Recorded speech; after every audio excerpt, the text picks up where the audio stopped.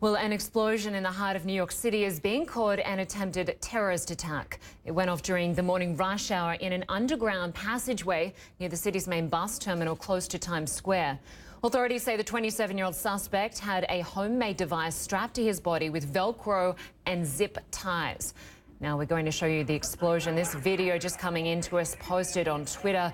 If you look at the right-hand side of the screen, you can see the smoke there.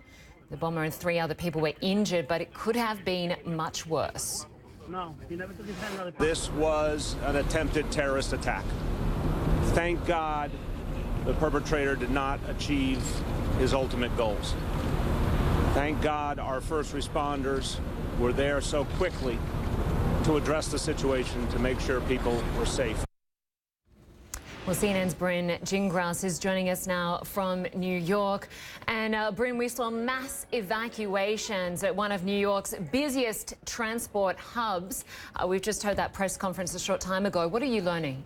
Yeah, we learned a lot through that press conference, Lynda. And as you said, it is a massive area where people are coming in from New Jersey, other states to get to New York City. It was the start of the rush hour morning when this explosion went off in that video that you showed your viewers. So what we've learned from authorities is that a 27-year-old named Akiyed Ullah, he detonated this device that was on himself in a passageway that connects about 2 avenues here in New York City. And it was a very narrow passageway that people are really scurrying through to get through the Port Authority bus terminal here in the middle of New York City. When he detonated it, sources say that it either didn't go off, it malfunctioned, or it didn't go off as planned. So he mostly just caused harm to himself. We know that he had burns on himself to his abdomen and to his hands. He also had some lacerations. Luckily, only 3 other people were injured, and the extent of their injuries, we're told, were just ringing in the ears and headaches. So that is pretty remarkable. I've been told by several sources that it is really a miracle that this bomb didn't go off as planned because of the impact it could have made.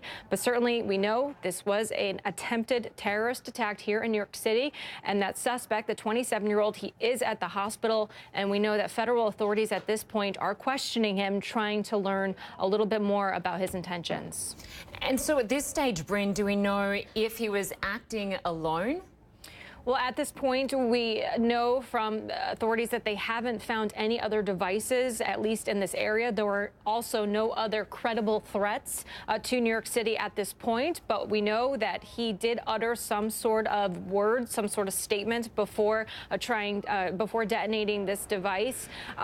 So we don't know exactly who he is, his background, again, his intentions. But that's all being questioned really as we speak at this point, and hopefully we'll learn more soon. All right, Brynn Gingras for us in New York. Thank you very much.